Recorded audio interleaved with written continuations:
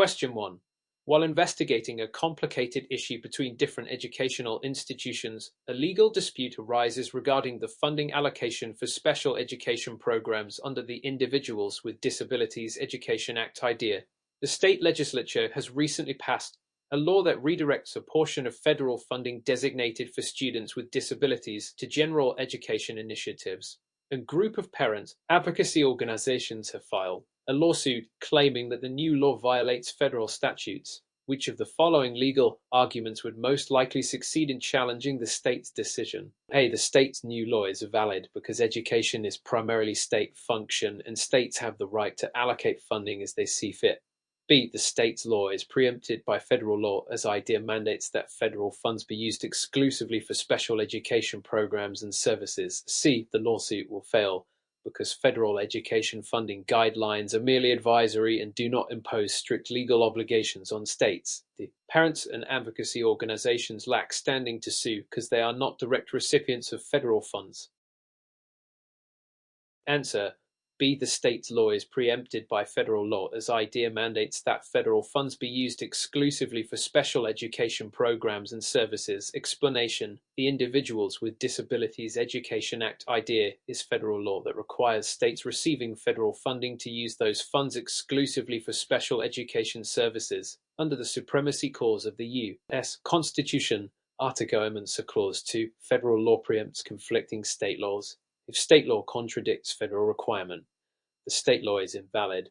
Option is incorrect because although education is primarily state function, states that accept federal funding must comply with federal regulations, including those set by IDEA. Option C is incorrect because federal education funding guidelines under IDEA are not merely advisory. They impose legally binding conditions on states receiving funds. Option D is incorrect because parents and advocacy organizations do have standing in such lawsuits, as courts recognize that parents of children with disabilities have direct interest in ensuring that federal special education laws are properly enforced. See Honig v. Doe 1988. Question 2.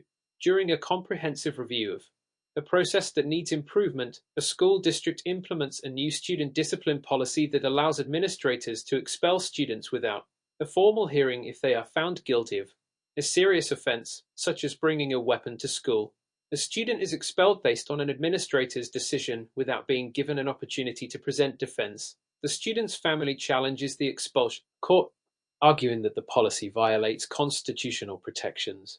What is the strongest legal basis for that challenge? A. The policy violates the Fourth Amendment because it allows school administrators to search students' belongings without probable cause. B. The policy violates the 14th Amendment's due process clause by denying students meaningful opportunity to be heard before expulsion. C. The policy is unconstitutional under the First Amendment because it restricts student expression. D. The policy is legal because school districts have broad authority to remove students who pose threat to safety. Answer.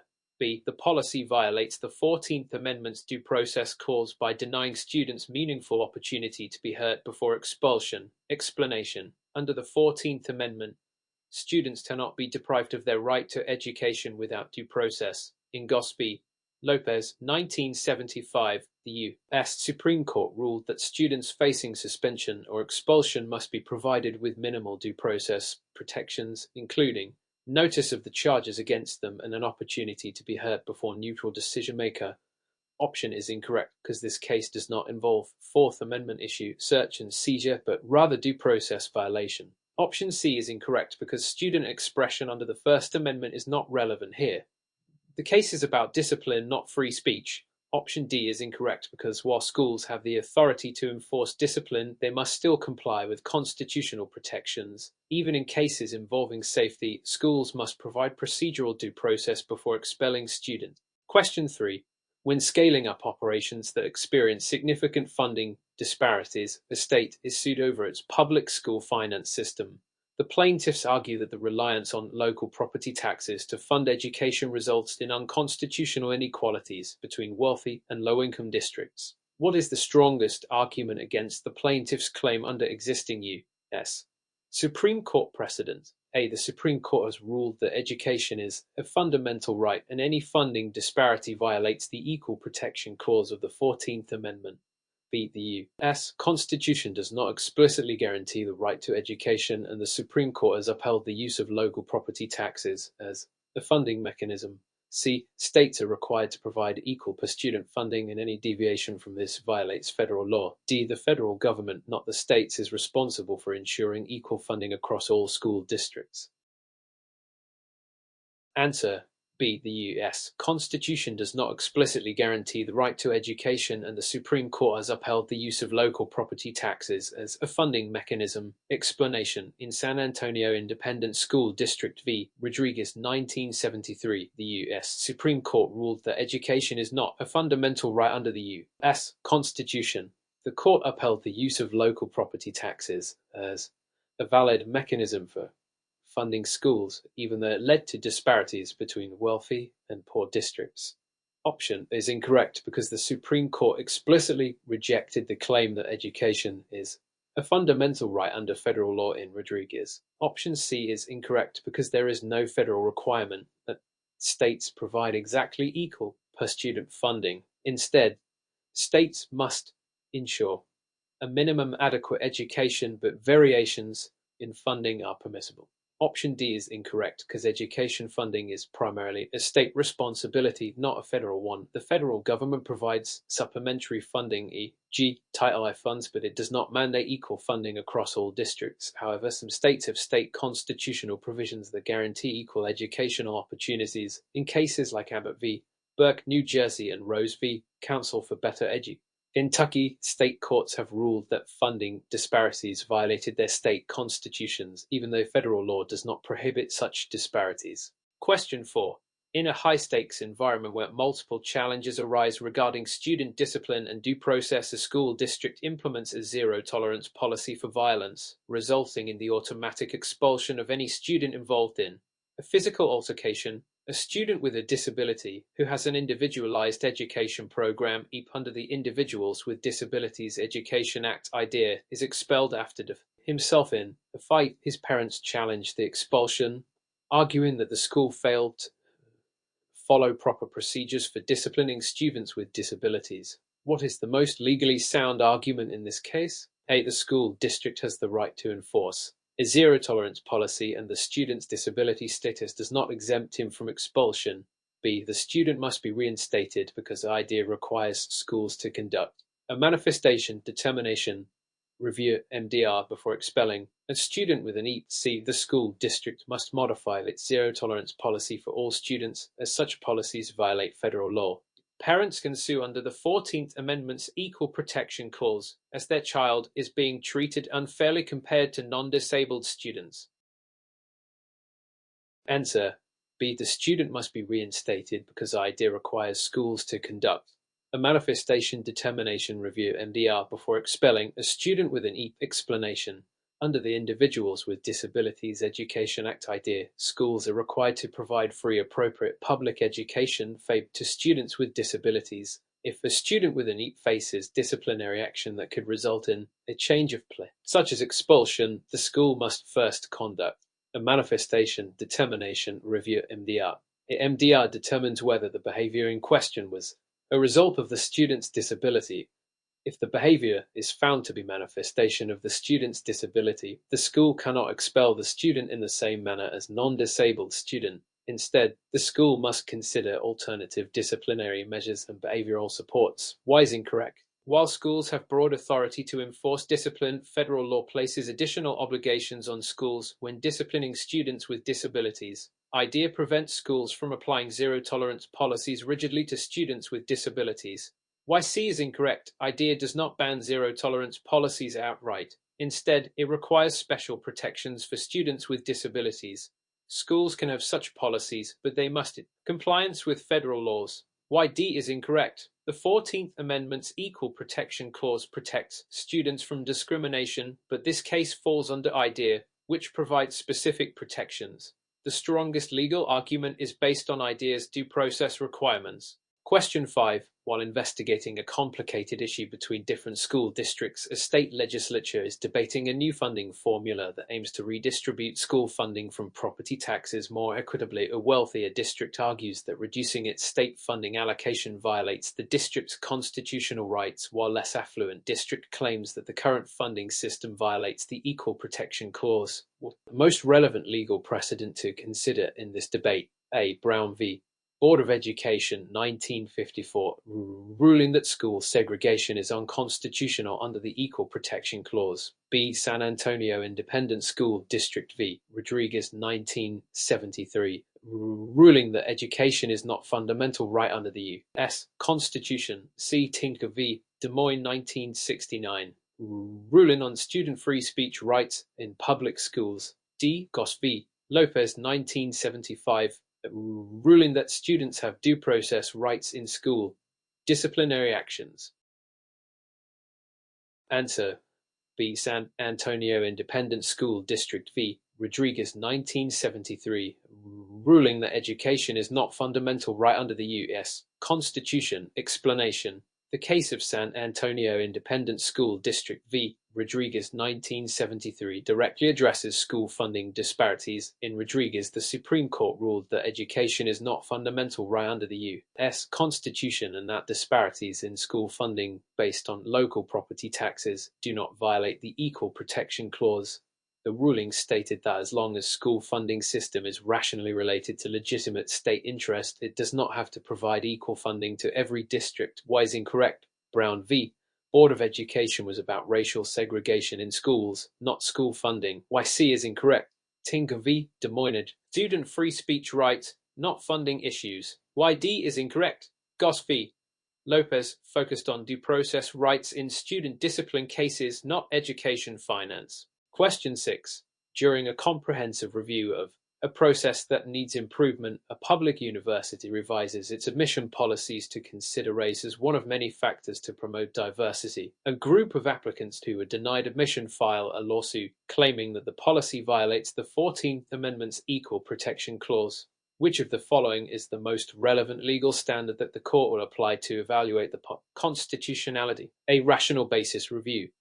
The university must show that its policy is reasonably related to legitimate state interest. B. Intermediate scrutiny. The university must show that the policy is substantially related to an important governmental interest. C. Strict scrutiny. The university must show that its policy serves compelling governmental interest and is narrowly tailored to achieve that interest. D. Procedural due process. The university must prove that all applicants were given an opportunity to challenge admissions decisions before they were finalized. Answer: C. Strict scrutiny. The university must show that its policy serves compelling governmental interest and is narrowly tailored to achieve that interest. Explanation. Under the 14th Amendment's Equal Protection Clause, any government action that classifies individuals based on race must pass strict scrutiny.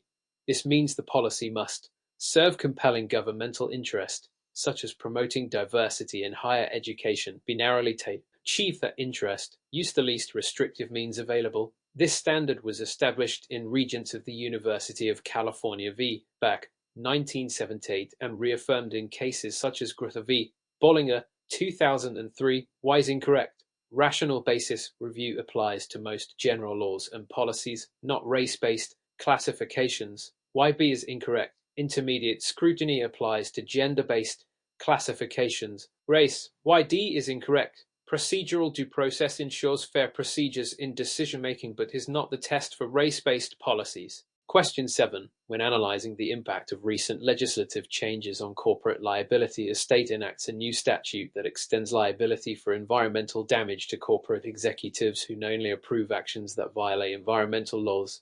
A CO argues that the law is unconstitutional because it imposes criminal liability without requiring proof of intent. What constitutional principle is most relevant? Determining the validity of the law. A. The Due Process Clause of the 14th Amendment, which prohibits vague laws that fail to provide fair notice of prohibited conduct.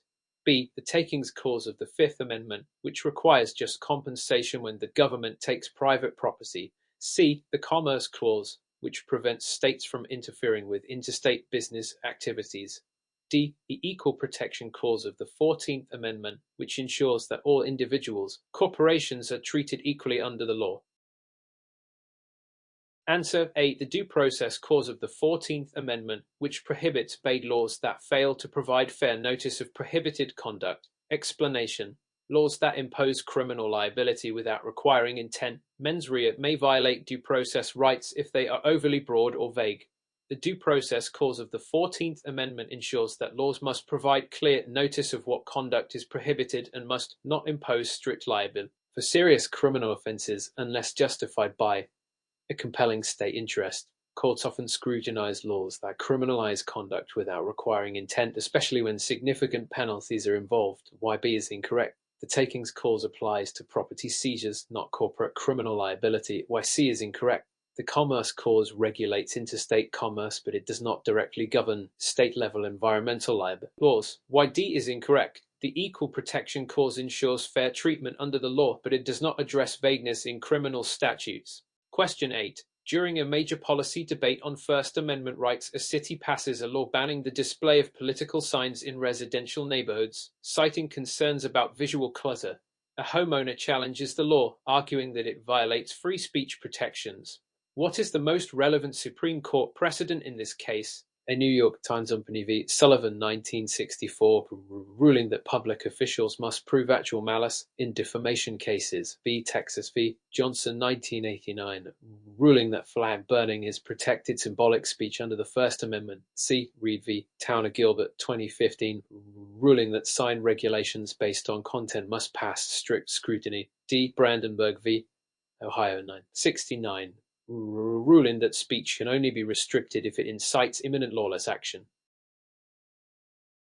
Answer C. Reed v. Town of Gilbert 2015 ruling that sign regulations based on content must pass strict scrutiny. Explanation. In Reed v. Town of Gilbert 2015, the Supreme Court held that government regulations on speech that are based on content are subject to strict scrutiny. In this case, the city's ban on political signs is content-based restriction, meaning it must be narrowly tailored to serve governmental interest. Since the law specifically targets political signs rather than all signs, it is likely unconstitutional under the First Amendment. Y is incorrect. New York Times v. Sullivan dealt with defamation law, not sign regulations. YB is incorrect. Texas v. Johnson protected symbolic speech such as flag burning, but does not apply to sign ordinances. YD is incorrect. Brandenburg v. Ohio addressed speech in violence, which is not relevant to political signage laws. Question 9. As part of an initiative to address national security concerns, a government agency implements a policy that allows indefinite detention of suspected terrorists without trial. A detained individual challenges the policy, arguing that it violates constitutional protections. Which constitutional principle is most relevant to this case? A. The Suspension Clause, which prohibits suspension of habeas corpus except in cases of rebellion or invasion. B. The Necessary and Proper Clause, which allows Congress to take actions needed to carry out its powers. C. The Establishment Clause, which prohibits government endorsement of religion. D. The Contracts Clause, which limits states' ability to interfere with private contracts. Answer A. The Suspension Clause, which prohibits suspension of habeas corpus except in cases of rebellion or invasion. Explanation. The Suspension Clause, Article I, Section 9, protects individuals from unlawful detention by ensuring the right to habeas corpus, which allows detainees to challenge their imprisonment in court. The government cannot suspend habeas corpus except in cases of rebellion or invasion. The Supreme Court has ruled in, like Boumediene v. Bush 2008, that detainees, including suspected terrorists, have the right to challenge their detention in U.S. courts. YB is incorrect. The Necessary and Proper Clause gives Congress flexibility in carrying out its powers, but it does not override individual constitutional rights. YC is incorrect. The Establishment Clause protects against government-endorsed religion, which is not relevant here. YD is incorrect. The Contracts Clause applies to state interference with private contracts, not detention policies. Question 10. Following a comprehensive study of social media's role in modern governance, state passes law requiring all social media companies to allow any user to post content regardless of platform policies. Major social media company sues, claiming that the law violates its constitutional rights. What is the most relevant constitutional argument against this law? A. The First Amendment, which protects private entities from being forced to host speech they do not wish to support. B. The Commerce Clause, which prohibits states from regulating private businesses. C. The Fourth Amendment, which protects against unreasonable searches and seizures. D. The 10th Amendment, which reserves powers to the states. Answer A. The First Amendment, which protects private entities from being forced to host speech they do not wish to support. Explanation. The First Amendment protects not only the right to speak, but also the right not to speak. The Supreme Court has ruled in cases like Miami Herald Publishing Company v. Tornillo, 1974, that the government cannot force private entities to host speech they disagree with. Since social media are private platforms, they have the right to moderate content as they see fit. The state's law compelling them to allow all users to post content violates their First Amendment rights. Why B is incorrect. The Commerce Clause prevents states from directly regulating interstate commerce, but the stronger argument here is the First Amendment. Why C is incorrect. The Fourth Amendment protects against government searches and seizures, which is unrelated. Case. Why D is incorrect. The 10th Amendment deals with state powers, but it does not allow states to override federal constitutional rights. Question 11. In a situation where formal requirements conflict with operational needs, a government agency introduces a new policy requiring all contractors to submit compliance reports using a standardized digital platform. However, smaller contractors lack the resources to integrate this system effectively. What would be the most legally sound approach for the agency to address this issue? A. Require all contractors to comply immediately, as regulatory uniformity is more important than operational concerns. B. Provide exemptions for smaller contractors, allowing them to submit compliance reports in their existing formats indefinitely. C. Establish a phased implementation plan with financial assistance or technical support for smaller contractors. D. Repeal the requirement altogether to avoid potential legal challenges. Answer. C. Establish a phased implementation plan with financial assistance or technical support for smaller contractors. Explanation. A phased implementation balances regulatory compliance with practical feasibility. Courts often uphold such measures when agencies show they are making reasonable accommodations while ensuring eventual full compliance. Exemptions, option B, could lead to legal challenges based on unfair treatment, while enforcement, option A, might create undue burden and possible lawsuits. Repealing the rule, option D, undermines regulatory objectives. Question 12. During an emergency response where multiple areas are impacted by a cyber attack, a hospital network shuts down all digital systems, including patient records, to contain the breach. What is the primary legal and ethical concern in this situation? A. Compliance with HIPAA regulations to protect patient data while ensuring continuity of care. B. The financial impact on the hospital due to lost revenue from cancelled procedures. C. The reputational damage caused by the hospital's inability to prevent the attack. D. The potential for legal action from cybersecurity firms if the hospital refuses external assistance. Answer. A. Compliance with HIPAA regulations to protect patient data while ensuring continuity of care. Explanation. HIPAA, Health Insurance Portability and Accountability Act, requires healthcare providers to protect patient data while ensuring that patient care is not disrupted. Hospitals must balance security measures with accessibility to critical medical records. Financial loss, option B, and reputation damage, option C, are second. Concerns, legal disputes with cybersecurity firms, option D, are unlikely unless the contract is breached. Question 13. While examining inconsistencies across various units in a manufacturing company, auditors discover that different locations interpret safety regulations differently. What is the most effective legal approach to ensure consistency? A. Require all locations to adhere to the strictest interpretation of the regulation. B. Develop a unified company policy that standardizes safety compliance across locations.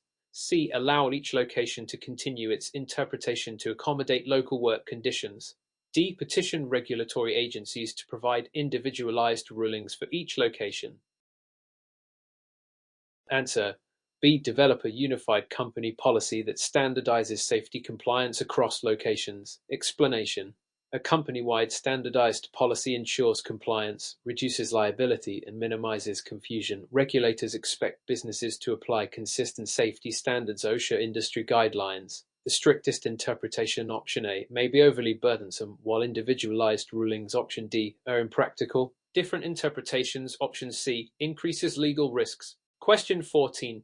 In a multi-location scenario where consistency requirements must be enforced, a nationwide bank is required to comply with varying state regulations for consumer lending. What is the best legal strategy to maintain compliance? A. Apply the strictest state regulation across all locations.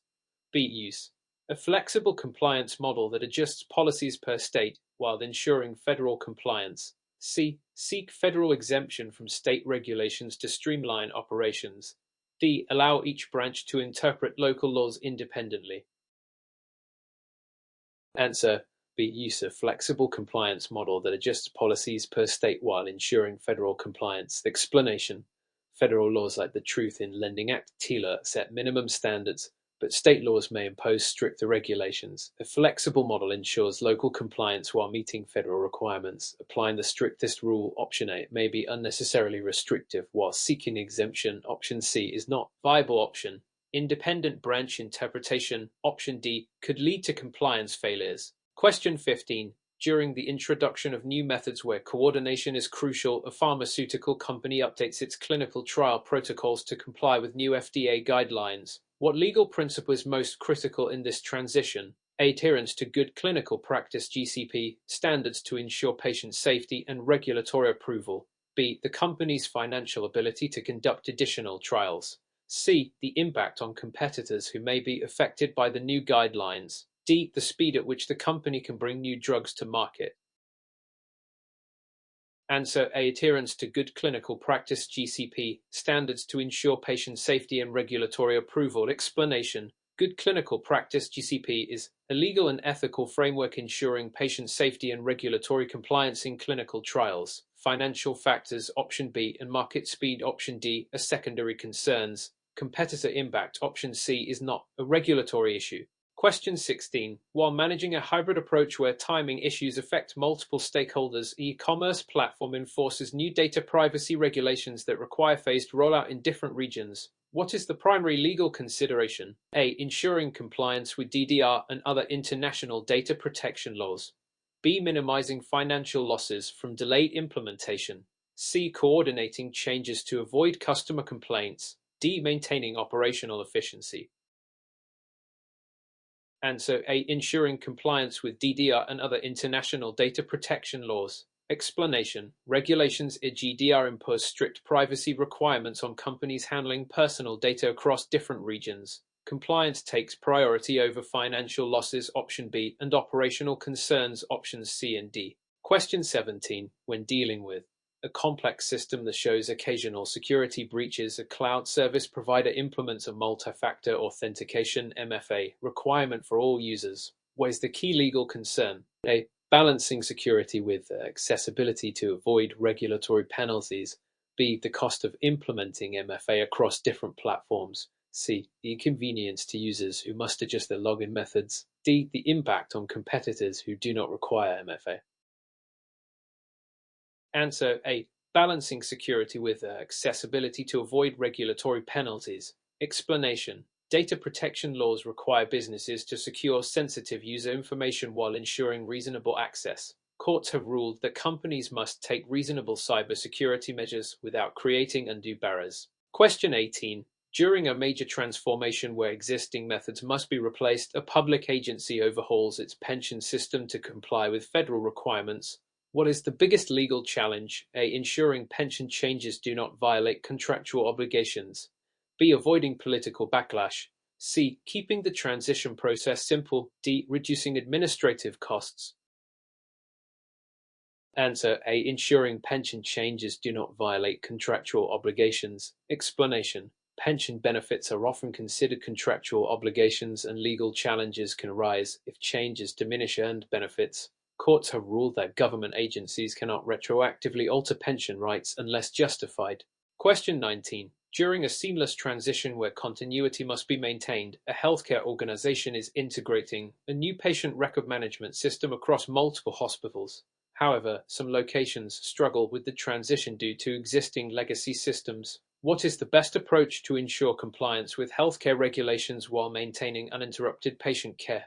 A. Immediately enforce the new system in all locations, regardless of technical challenges. B. Allow hospitals to continue using legacy systems indefinitely to avoid disruption. C. Implement a phased approach that ensures interoperability between the new and old systems while meeting regulatory standards.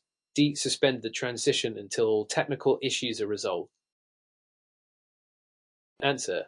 C. Implement a phased approach that ensures interoperability between the new and old systems while meeting regulatory standards. Explanation.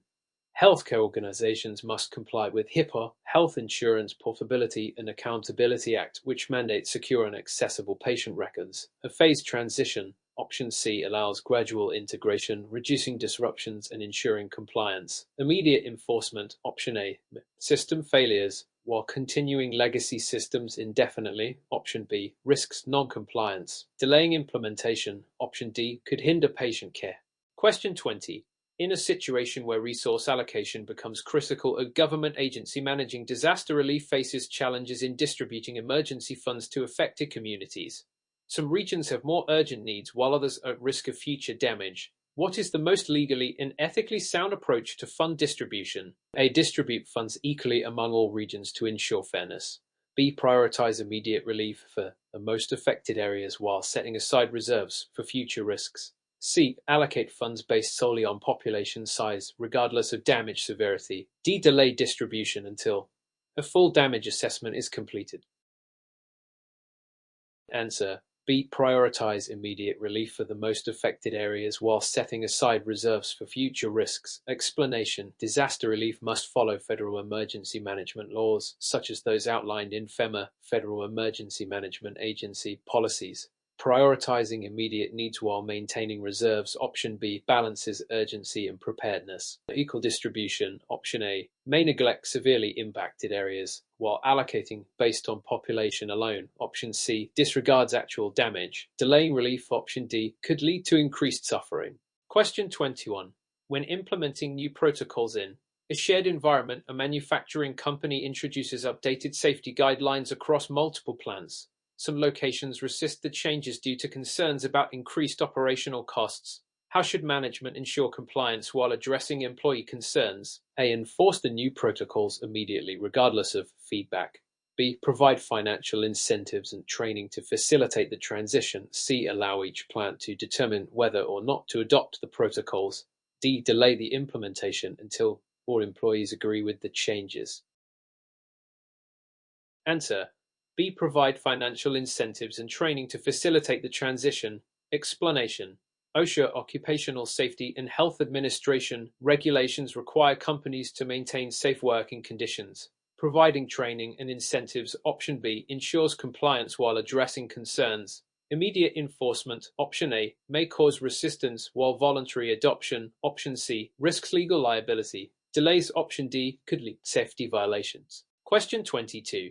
While analyzing the root causes of sequential problems in project management, a technology company finds that miscommunication between software developers and quality assurance teams leads to repeated errors. What is the most effective legal and operational strategy to resolve this? A. Mandate that all team members strictly follow existing guidelines without exceptions. B. Establish a structured reporting system and require periodic compliance checks. C. Allow each team to use its own process without interference from management. D. Reduce quality assurance oversight to speed up project completion. Answer. B. Establish a structured reporting system and require periodic compliance checks. Explanation. Software development follows industry standards like ISO 9001 for quality management. A structured reporting system, option B, improves communication and compliance. Strict mandates, option A, may ignore practical issues, independent processes. Option C, create inconsistencies and reducing quality oversight. D, increases legal risks. Question 23. During an emergency response where multiple areas are impacted, a logistics company must distribute medical supplies across several affected regions. However, transportation disruptions make equal distribution difficult. What is the most effective response strategy? A. Prioritize deliveries based on severity and accessibility while ensuring compliance with health regulations. B. Send supplies to all areas equally, even if some receive unnecessary shipments. C. Wait until transportation routes are fully restored before distributing supplies. D. Allow local communities to determine how to allocate the supplies.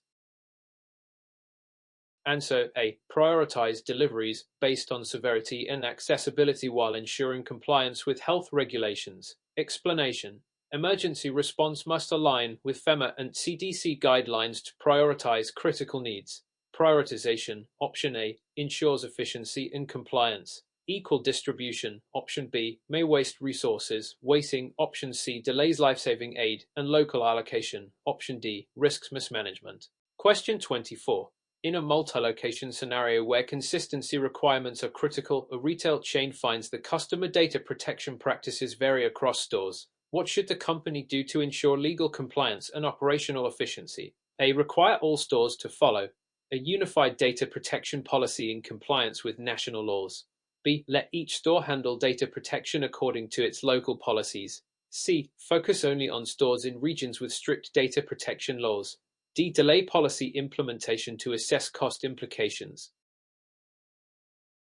Answer A. Require all stores to follow a unified data protection policy in compliance with national laws. Explanation. Retailers must comply with the EPA, California Consumer Privacy Act, and EDA, General Data Protection Regulation. A unified policy, option A, prevents legal violations. Local variations, option B, create risks. Selective focus, option C, exposes liability. And delays, option D, non-compliance. Question 25.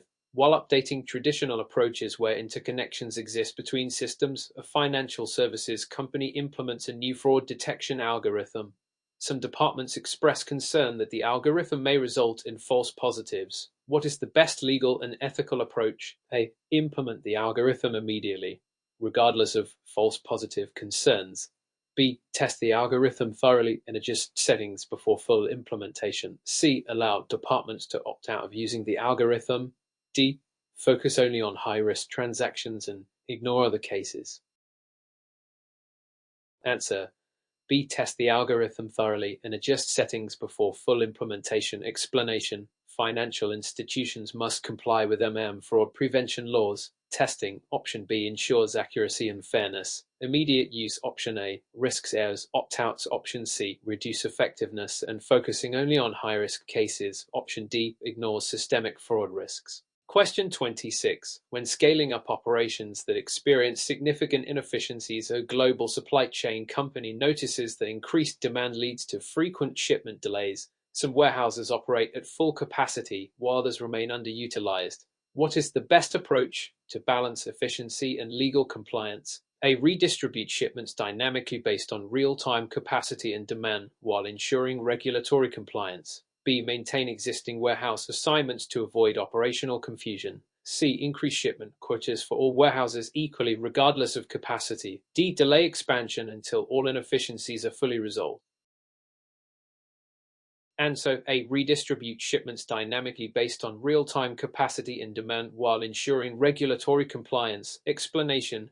Global supply chains must comply with international trade regulations and logistics efficiency principles. Dynamic shipment redistribution, option A, ensures optimal resource use and compliance with customs and trade laws. Keeping existing assignments, option B, maintains inefficiencies, increasing uniformly, option C, overburdens some warehouses and delaying expansion, option D, reduces competitiveness. Question 27.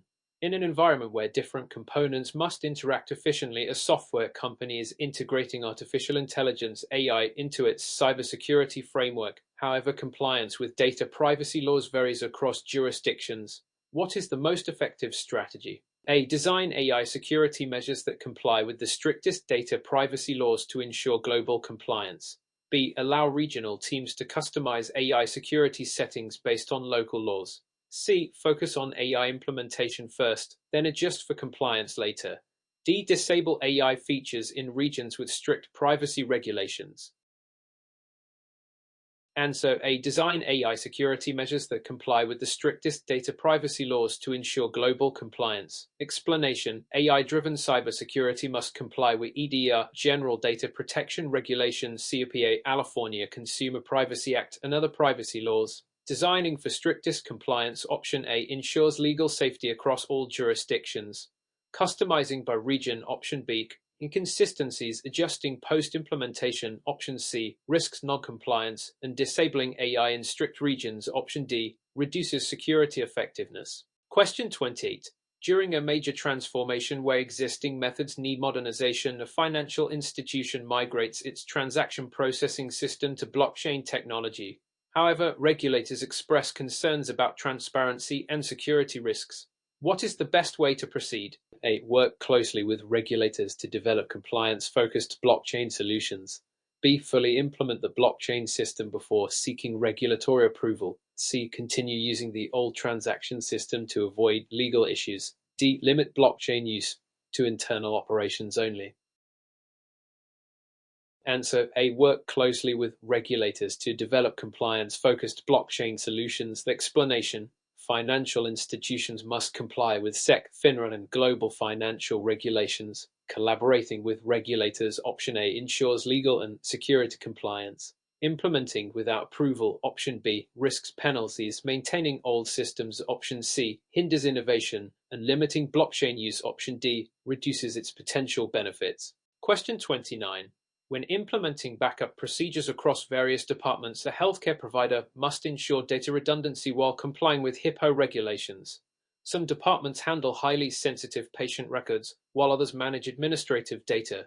What is the most legally sound approach? A. Establish tiered backup protocols that match the sensitivity of data while meeting HIPAA requirements. B. Use the same backup procedures for all departments, regardless of data type. C. Allow departments to choose their own backup methods for flexibility. D. Rely only on cloud-based storage for all backups.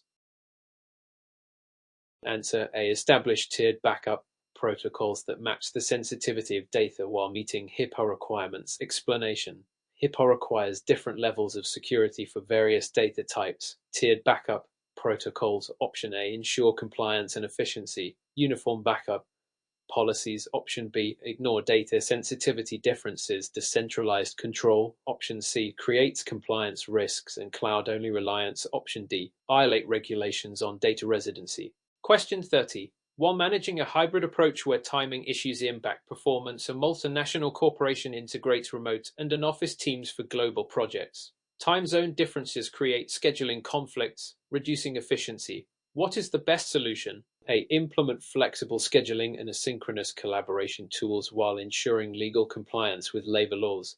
B. Require all employees to work within a single standardized schedule. C. Focus meetings only on headquarters time zone to simplify coordination. D. Restrict remote work to employees in similar time zones.